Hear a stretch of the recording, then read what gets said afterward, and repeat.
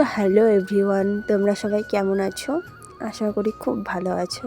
তো আমিও খুব ভালো আছি। তো আজকে অনেক দিন পর রৌদ্র উঠাইছে, মানে এতদিন এত শীত ছিল যে রোদ ওঠার কোনো নামই নেই। তো আজকে হঠাৎ অনেক রৌদ্র উঠাইছে, তো সেই জন্য বেশি দেরি না করে অনেক কাপড়ও ধুয়ে দিলাম।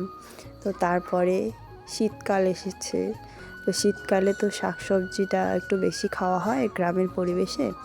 তো আজকে চলে আসলাম শাক তুলতে। আর তোমরা কারা কারা শাক লাগাইছো সেটাও কমেন্টে বলো। এই শীতে অনেকজনই অনেক রকম শাক লাগায় আর কি।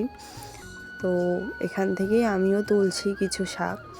তো আজকে রান্না হবে। শীতকালে টাটকা শাকসবজি খেতে কার না ভালো লাগে বলো বন্ধুরা।